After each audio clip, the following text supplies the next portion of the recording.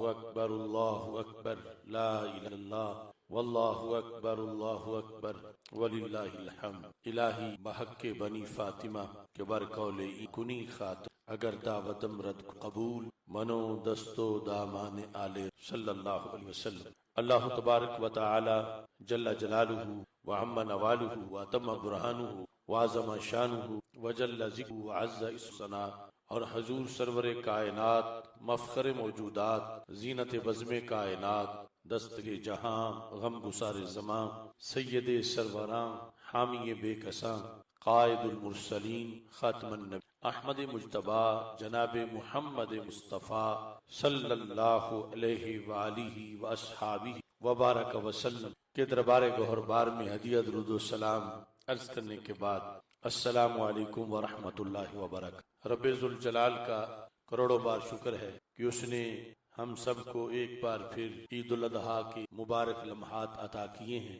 میری دعا ہے خالق کائنات جل جلالہ ہماری آج کی یہ حاضری اپنے دربار میں قبول فرمائے، اور رب ذوالجلال ہم سب کو بار بار حج و عمرہ کی سعادت۔ خالق کائنات جل جلالہ نے انسان کو محض اپنی عبادت کے لیے پیدا کیا ہے، اور دین اسلام میں وہ تمام عبادات رکھی جن کے ذریعے سے ایک انسان کامل انسان بن سکتا ہے، اور جن عبادات کے ذریعے سے ایک انسان رب ذوالجلال کے قرب میں اعلیٰ مقام پر فائز ہوتا ہے۔ پہلی امتوں میں جو انفرادی طور پر تقوی و طہارت کے کورسز رکھے گئے، رب ذوالجلال نے اس امت کو اجتماعی طور پر وہ تمام اسباق عطا کی جو کہ اس امت کو ساری امتوں کا سردار بنایا، اور ان کی سرداری کے پیش نظر ان کی سیرت اور ان کے کردار کے ہر اس خوبی کو جمع کیا جو پہلی امتوں میں ایک ایک دو دو یا متفرق طریقے سے وہ ان امتوں کے نامہ اعمال میں اور کردار میں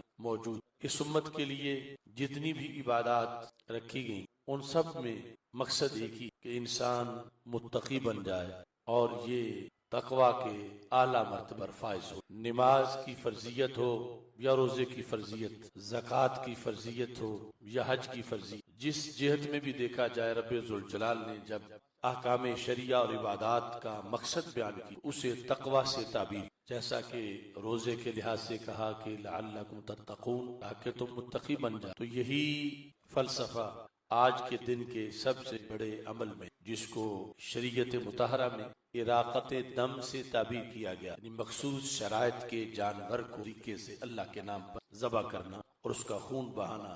اگر کوئی بندہ سونے کے پہاڑ بھی خرید کر اگر اس کی وسعت میں اللہ کے رستے میں تقسیم کر دے تو پھر بھی اس کو وہ اجر و ثواب نہیں جو سنت ابراہیم اور سنت محمدی علی صاحب الصلاۃ والسلام اس شریعت کے بتائے ہوئے اصولوں کے مطابق ادا کرنے، اور اس کے اندر بھی اصل مقصد تقوی ہے۔ قرآن مجید برہان رشید میں خالق کائنات جل جلالہ ارشاد فرماتا ہے لن ینال اللہ، ہرگز اللہ کو حاصل نہیں کر، مطلب اللہ کی رضا نہیں پا سکتے، اللہ کو خوش نہیں کر سکتے۔ کیا چیز؟ لحومھا، جو قربانی کے جانوروں کے گوشت ہیں، یہ اللہ کو پا نہیں سکتے، اور نہ ہی قربانی کے جانوروں کا خون یہ اللہ کو راضی کر سکتا ہے۔ کون سی چیز ہے جو اللہ کو راضی کر؟ وَلَٰكِن يَنَالُهُ التَّقْوَىٰ مِنْكُمْ، کہ جب تم اللہ کے لیے، اللہ کی رضا کے حصول کے لیے مخصوص شرائط کے جانور کو ذبح کرتے وقت جو تمہارے دل میں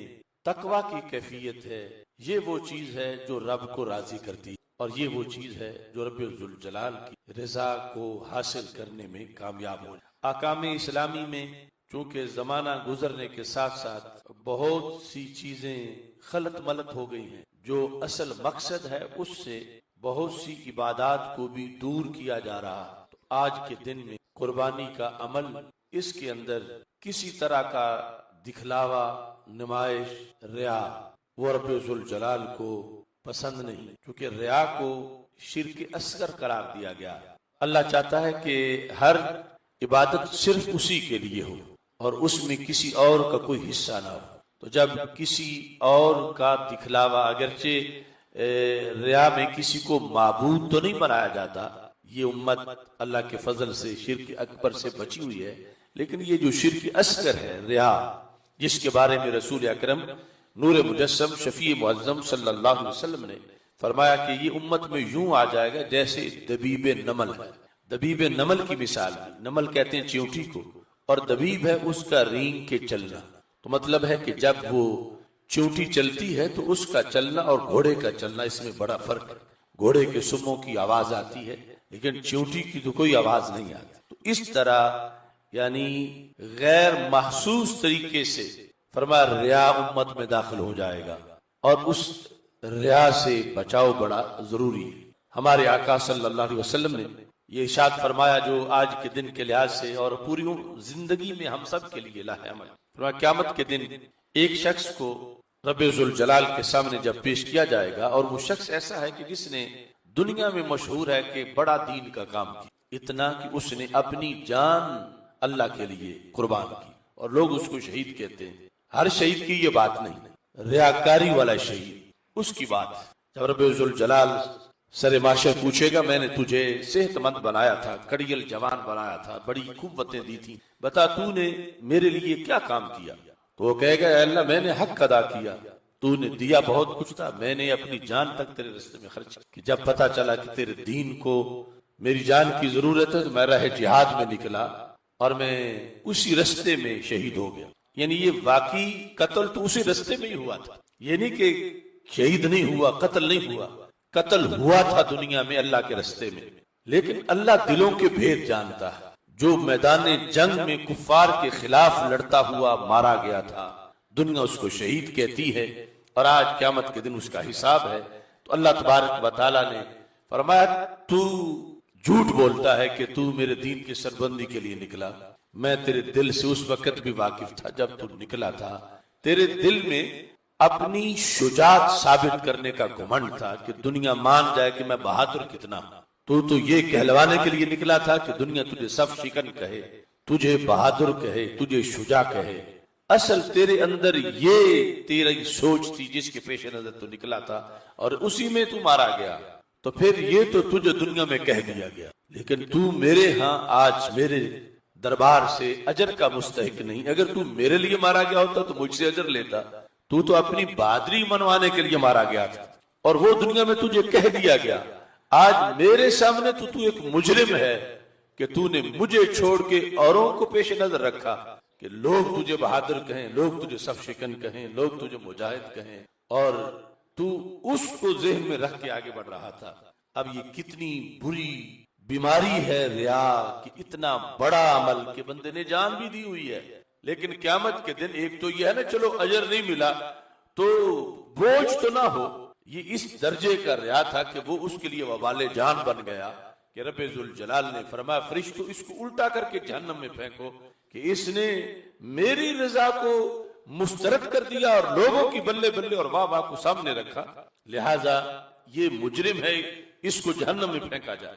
ایسے ہی ایک شخص جس کو دنیا میں بہت بڑا عالم کہا جاتا تھا، بہت بڑا مبلغ کہا جاتا تھا، بہت بڑا سکالر کہا جاتا تھا، جس کے بارے میں کہ یہ ساری زندگی اللہ کے دین کی خدمت کرتا رہا، اسے بھی کھڑا کیا جائے گا. یہ ہر عالم کی بات نہیں، لیکن ریا جب آ جاتا ہے اس کی بات، اور ریا سے بچنا کتنا ضروری اور اس کی ہلاکتیں کتنی. اب اسے رب ذوالجلال نے پوچھا کہ تجھے میں نے حافظہ دیا، ذہانت دی، بڑی قابلیت دی، بڑی صلاحیت دی، تو بتا تو نے میرے لیے کیا کیا؟ تو یہ بھی وہ شخص تھا جس نے زندگی میں دوسرا کوئی شعبہ اپنایا ہی نہیں تھا، نہ اس نے تجارت کی، نہ زراعت کی، نہ کوئی کاروبار کیا. کچھ حصہ زندگی کا پڑھنے میں گزارا، کچھ پڑھانے میں گزار دیا، اور بظاہر اس کی زندگی کو اتنی بڑی کامیاب زندگی قرار دیا جا رہا تھا کہ ساری زندگی اللہ کے دین کی خدمت کرتا رہا. لیکن اللہ علیم بذات الصدور ہے، رب ذوالجلال. یہ سب کچھ صحیح مسلم میں حدیث میں ہے کہ اللہ یوں پوچھے گا، اور سرکار نے دنیا میں اس لیے بتا دیا کہ جس کی جو غلطی ہو وہ دنیا میں صحیح کر لے قبل اس کے کہ موت آ جائے. یعنی ریا اتنی بڑی بیماری ہے. اب یہ جب اللہ پوچھے گا تو کہے گا رب میں نے حق ادا کیا، دنیا اپنے دھندوں میں تھی، کاروباروں میں تھی، دنیا اپنی اپنی مصروفیات میں تھی، میں نے اتنے سال پڑھا، میں اتنے سال پڑھایا، میں نے اتنی کتابیں لکھی، میں نے اتنے علماء تیار کیے، میں نے اتنی تبلیغ کی، تو میں نے تو تیرے دین کے لیے سب کچھ کیا. تو رب ذوالجلال فرمایا گیا ولیکن کذبت، تو جھوٹ بولتا ہے، میں جانتا ہوں تیرے دل میں جو چھپی ہوئی بات تھی. تو نے باقی ایسا کیا ضرور ہے، لیکن تو نے اس لیے کیا کہ لوگ کہیں کہ عالم بہت بڑا ہے، تو نے اس لیے کیا کہ تجھے علامت الدہر کہا جائے، تجھے بہت بڑا سکالر کہا جائے، تجھے قبلہ بنایا جائے، تیری لوگوں میں مقبولیت ہو، تجھے وہ اپنا پیشوا سمجھے، اس مقصد کے لیے تو نے سب کچھ کیا، تو وہ تو دنیا میں تجھے کہہ دیا گیا۔ آج میرے پاس تو اجر کا مستحق نہیں، بلکہ تو مجرم ہے کہ تو نے لوگوں کی بلے بلے کو تو پیش نظر رکھا، مگر میری رضا کو پیش نظر۔ دیکھو کتنی ہلاکتیں ہیں ریا کی، اور کیسے دبیب نمل، یعنی کس طرح غیر مری طریقے سے شامل ہو جاتا ہے، اور اتنی بظاہر بڑی کامیاب زندگیاں جنہیں ہم اپنی طرف سے سمجھیں کہ فلاں تو پھر مکمل کامیاب ہے کہ اس نے تو ساری زندگی یہ کام کیا، لیکن اندر یہ معمولی سی جو ملاوٹ تھی، اس سے سب کچھ رائگاں ہوا۔ اور صرف یہ نہیں کہ چلو رائگاں چلا گیا، اجر نہیں ملا، بلکہ الٹا اس کا عذاب ہے کہ تم نے دنیا کو سامنے رکھا اور اللہ کی رضا کو سامنے نہیں رکھا۔ ایسے تیسرے نمبر پر رسول اکرم صلی اللہ علیہ وسلم نے ایک مالدار کا ذکر کیا کہ اللہ اس سے پوچھے گا تجھے میں نے اتنا پیسہ دیا، بتا تو نے کیا کیا میرے لیے؟ اس نے کہا یا اللہ میں نے بھی کوئی کسر نہیں چھوڑی، جہاں پتہ چلتا تھا تیرے دین کو ضرورت ہے میں چلا جاتا تھا، میں وہاں جا کے پیسہ لگاتا تھا تیرے دین کے لیے۔ میں نے اتنے اچھے کام کیے، اتنے مدارس بنائے، اتنی مساجد بنائے، اتنی جگہ پہ میں نے پل تعمیر کیے، اتنی جگہ میں نے لنگر خانے بنائے، اتنی جگہ میں نے غریبوں کے لیے سب کچھ کیا۔ تو اللہ تعالیٰ فرمائے وَلَكِنْ كَذَبْتَ، تو جھوٹ بولتا ہے، یہ سب کچھ تو نے کیا ضرور ہے مگر میرے لیے نہیں کیا، میں جانتا ہوں تجھے۔ اب یہ بھی ہر پیسہ خرچ کرنے والے کی بات نہیں، اس کی ہے کہ جہاں ریا آ جائے۔ اور آج دنیا یہ آخرت کی کھیتی، ہم سب کو اپنے محاسبہ کی ضرورت ہے۔ تو اس لیے خرچ کرتا تھا کہ کہا جائے کہ یہ رب کے رستے پہ دیتا بہت ہے، یہ اللہ کے لیے بہت کچھ خرچ کرتا، یہ بڑا سخی ہے۔ تو یہ تو پھر دنیا میں تجھے کہہ دیا گیا، اور میرے نزدیک تو مجرم ہے چونکہ تو نے مجھے چھوڑ کے لوگوں کی بلے بلے کو پیش نظر۔ اب اس حدیث کو پیش نظر رکھتے ہوئے ہمیں آج کے اس دن کا جو خصوصی عمل ہے اراقت دم، اس میں بھی مکمل طور پر اپنے ذہن مطمئن کر کے اللہ کی رضا پر ہر قسم کا اگر کوئی شائبہ آیا بھی ہے تو اس کو ذہن سے نکال کر قبر اس کی کوئی چھری چلائیں، اور وہ ان الدم لا یقع من اللہ بمکان قبل ان یقع علی الارض، کہ یہ جو خون ٹپکتا ہے یہ زمین پر بعد میں گرتا ہے، رب کے دربار میں پہلے پہنچ جاتا ہے، اور پھر اس سے بندے کے گناہ معاف ہو جاتے ہیں۔ لیکن یہ سب کچھ تب ہوتا ہے جب اس میں ریا نہ ہو۔ ریا